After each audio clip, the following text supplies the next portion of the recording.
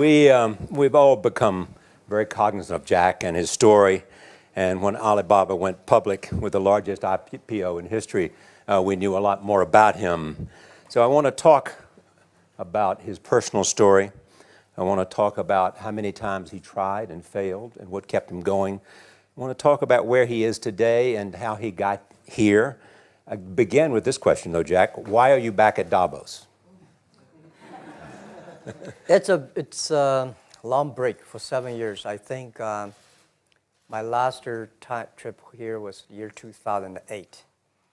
But I was coming for year 2001 for the Young Global Leader for Tomorrow. And remember, I never heard about the Davos when I came. But when I came, in the Switzerland, so many young people demonstrate. It was such a horrible thing that I was, and I asked them, why did they do it? They say, anti-globalization. And I say, why? Globalization is a great thing. Why people don't like it? And then we come all the way for 2 hours here. There's a machine gun. There's people checking. I say, oh God, is that a forum or is it a prison we're going to go? Is that? But when I joined the forum at the Young Global Leader, I was thrilled by so many ideas. For the first 3-4 years, I learned what does the globalization mean? What does the corporate citizenship mean? What about social responsibility mean? All these new ideas, and I see so many great leaders talking about leadership, and I benefit a lot.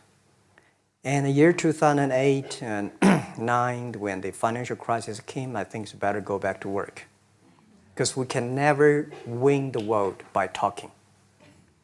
So go back, spend 7 years. Now I come back, I think it's time to do something return. Because I learned so much. Let's talk 12 about years that. ago. So why I should not talking to the young global leader of today, sharing with them how we've gone through. Okay. So that was the thing. Let's start with where you are today. Just how big is Alibaba? How many people come every day? How many people come in a week?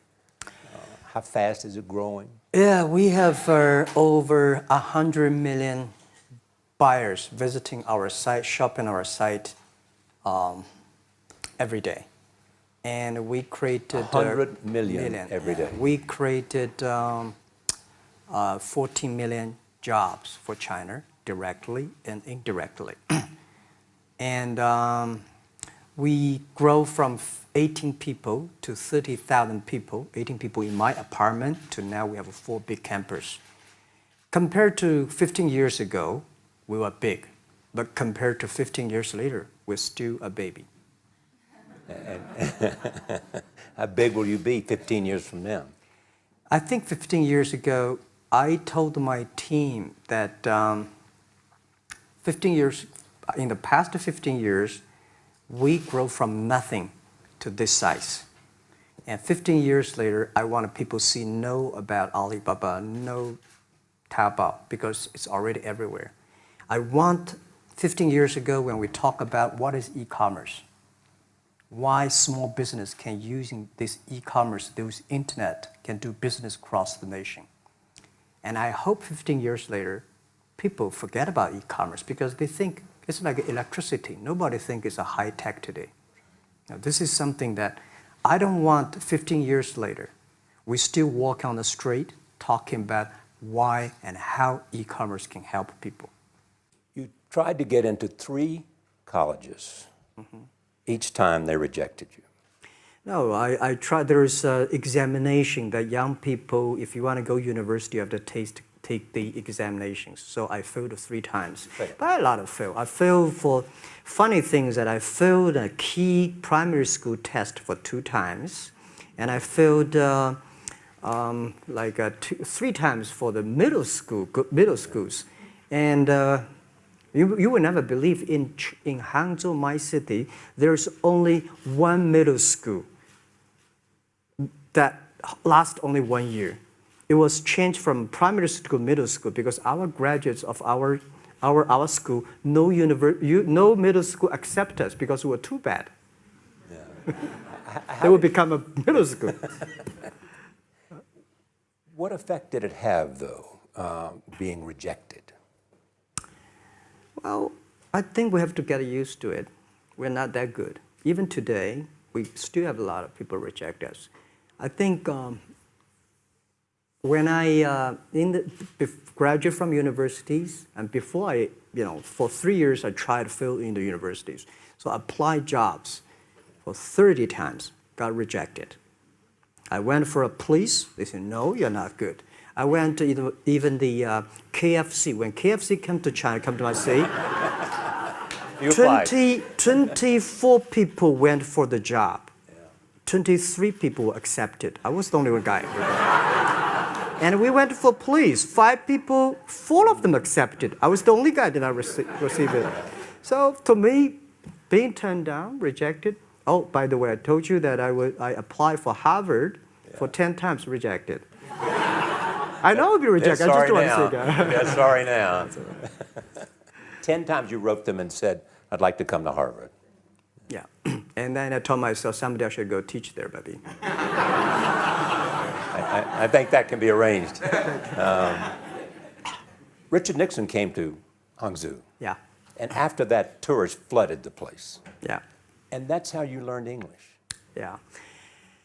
I really like I don't know why, at 12, 13 years old, that time I suddenly fell in love into the language, the English. And there's no place you can learn English at that time. There's no books, English books. So I went to the Hangzhou Hotel, now called Hangzhou Shangri-La Hotel, because that was the hotel can receive the foreign visitors. So every morning for 9 years, I showed them around as a free guide, and they taught me English. And I think that changed me. Today, I'm 100% made in China. I've never got a one-day train outside China. Yeah. And when people talk to me, say, Jack, how can you speak English like that? Why sometimes you talk like an Western guys? I think that was the 9 years. These Western tourists opened my mind, because everything they told me are so different from the things I learned from the schools and from my parents. So now I have a habit. Whatever I see, whatever I read, I use my mind. Think about for 2 minutes. Is that how Ma Jun became Jack Ma?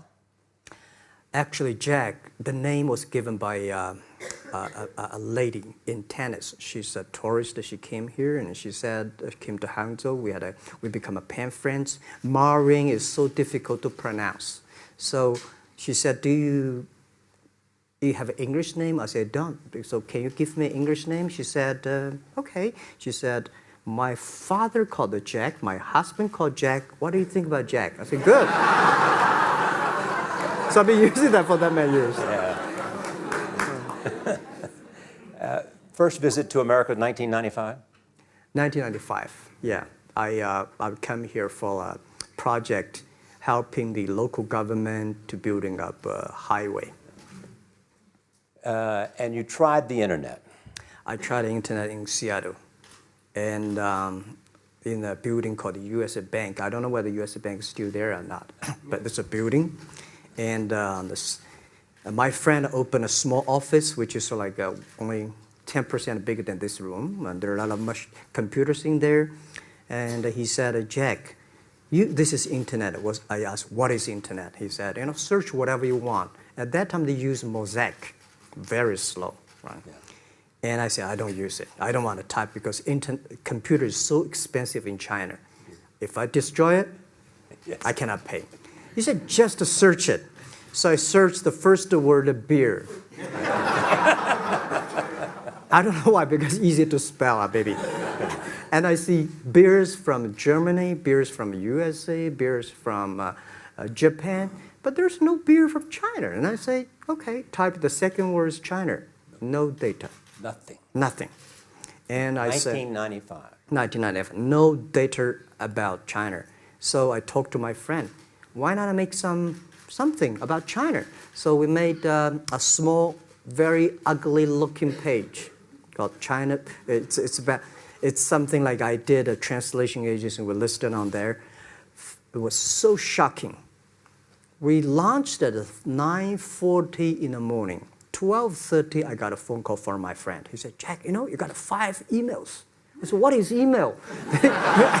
And they said, these are the things. So people so excited. Where are you? This is the first time I see a Chinese website on that. How can we can we do something together? So I think this is something interesting. So we should do it. Why did you call it Alibaba? Alibaba? Well, when I started, I think internet is global. We should have a global name. And a name that, interesting, like at that time, the best name is Yahoo. Right, so I've been thinking for many days, suddenly thinking Alibaba is a good name. So I happened to be in San Francisco that day. I did have a lunch, and the waitress came. I asked her, do you know about Alibaba? She said, yes. I said, what is Alibaba? She said, Open Sesame. Good.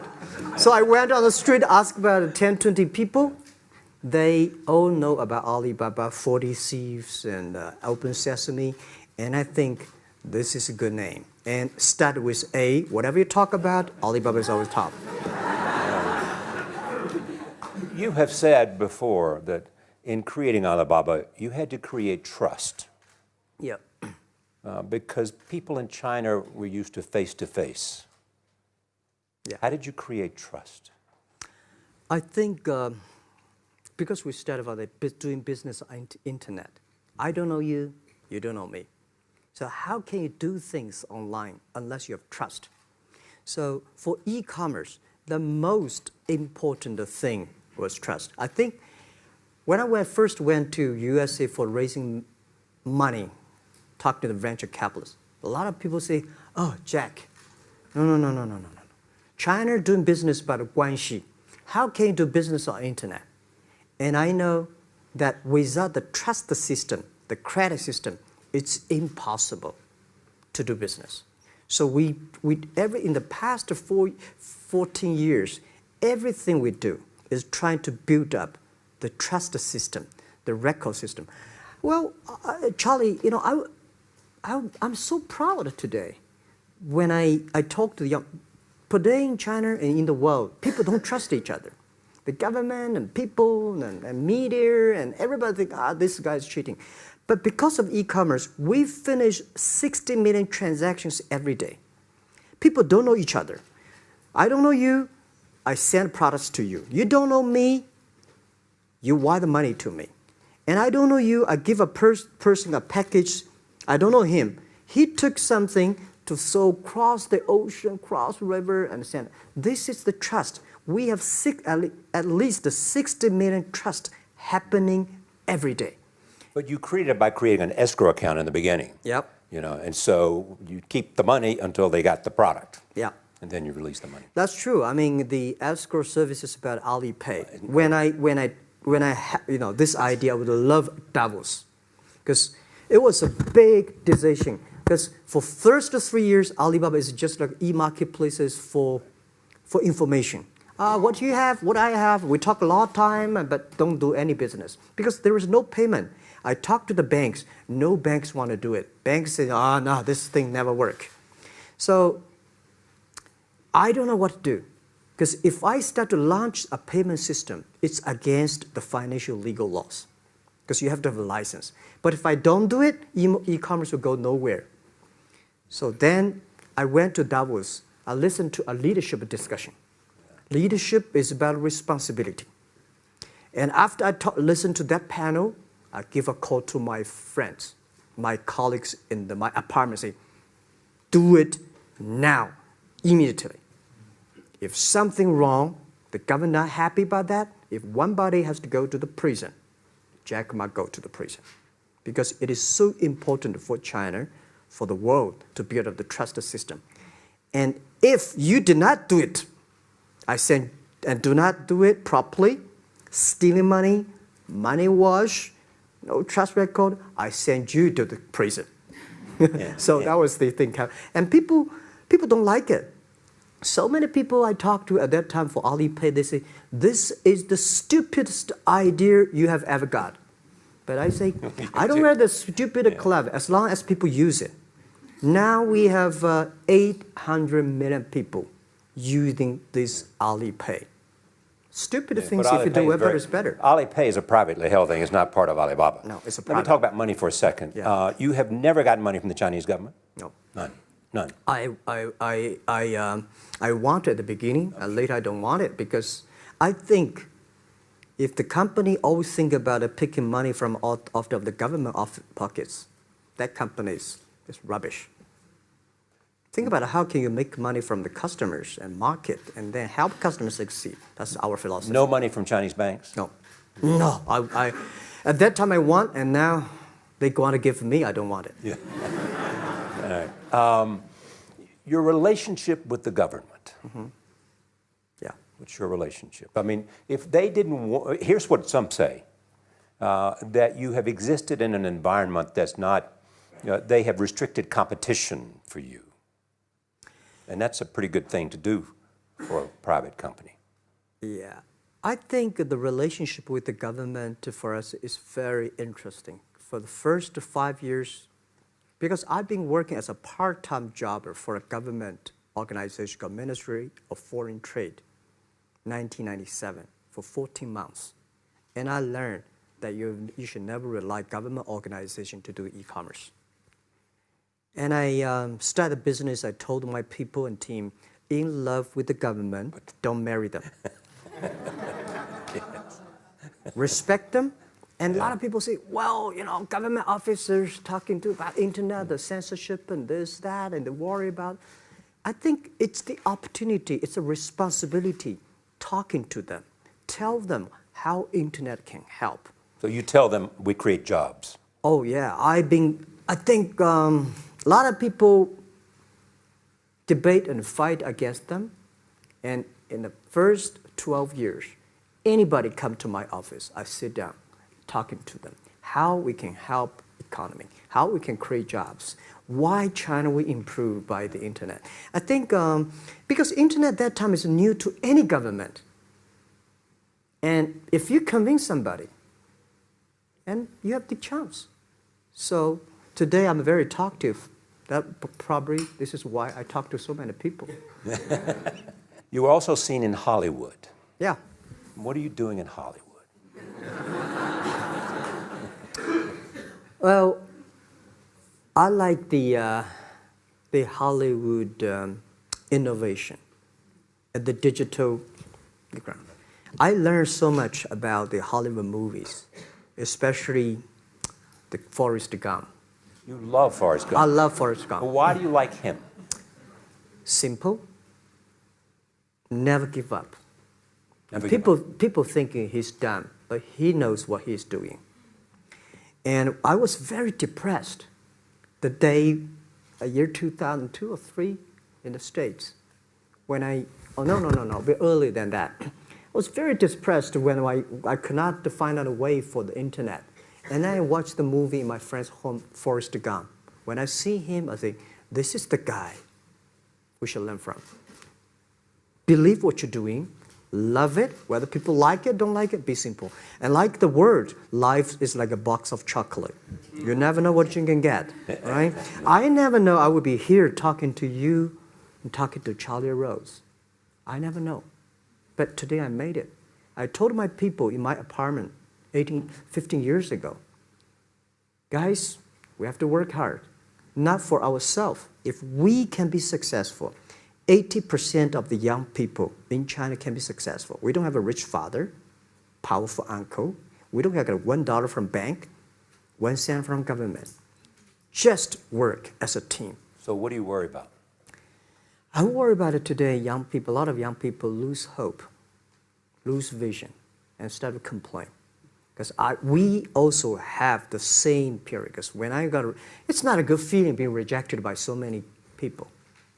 We also depressed, but at least later we find that the world has a lot of opportunity. How you see the world, how you catch the opportunity. So, in the Hollywood gives me a lot of inspiration. You know? But you were out there for business. You were out there because you want to make movies and sell them.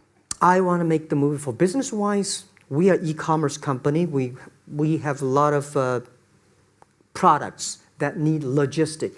But movie, TV, these are things you don't need logistic system. And movie probably is the best product that can help Chinese young people to understand. Because one thing I told the Chinese people, my friends, in American movie, all the heroes at the beginning, they look like a bad guy. Terrible things coming, they become a hero. And finally, they all survived. China, if you buy a hero, all the hero died.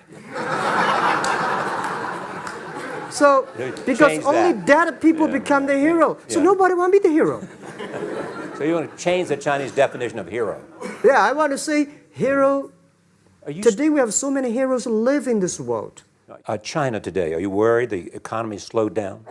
No, I don't worry about it. I think China is it's slowing down is much better than keep on 9%. China today is the second largest economy in the world. It's impossible to keep 9% of the growth. If China still keeps the 9% of the growth of the economy, there must be something wrong. You will never see the blue sky. And you will never see the quality. China should pay attention to the quality of the economy. China should not. So if we have a lot of influence, like Hollywood movies, things, and we have sports and these things in the GDP, will be much better. So I think, just like a human growth, this body can never grow. Certain time, the slow of growth of the body is slow, but you should grow your mind, grow your culture, grow your value, grow your wisdom. I think China is moving to that direction. And you saw Modi in India? Pardon? Did you see Modi in India? Not yet. I'm looking forward to that. So you'll go to India. Yeah. Finally, there's this. You're one of the world's richest people.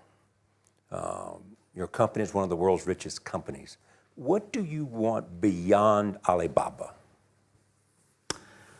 Well, about richest people, I was really not happy in the past 3 months when people say Jack Ma is the richest people of China. Global celebrity, they said. No, I'm not. When I started the business, you are. I never thought, because how many? Yeah, maybe I am. Not, but I think 15 years ago, in my apartment, my wife was at that time one of the 18 founders. I asked her, "Do you want your husband to be a rich person?" I never said rich person in China, rich person in Hangzhou, or you want your husband to be a respected person. She said, "Of course, respected." Because she never believed, and I don't believe we'll be rich people. We just want to survive. But I believe when you have $1 million, that's your money. When you have $20 million, you start to have a problem. You worry about inflation, which stock to buy and this, that, had to come. When you have $1 billion, that's not your money. That's the trust society gives on you. They believe you can manage the money, use the money better than the government and the others. So I think today, I have the resources, do more things. With the money we have, with the influence we have, we should spend more time on the young people. And I would say, someday I'll go back to teach. Go back to school, spend time with the young people, and sharing with them what I've done. So the money is not mine. I just happily and having these resources, then I want to do a better job. Just tell them your story. Yeah, tell them the story and tell them that if Jack, I don't think in this world there are a lot of people be rejected more than 30 times. If we, the only thing we never give up, the only thing we're like a Forrest Gump, we keep on fight. We keep on changing ourselves. We don't complain. Whether you were successful or not successful, I find that people, when they finish the job, if they make the mistake, if they fail, if they always complain the others, this guy will never come back. If the guy only check himself, yeah, something wrong with me here, something wrong with me there, this guy has a hope. Jack, on behalf of everybody in this audience and a television audience around the world, thank you for taking your time to be with us. Thank you.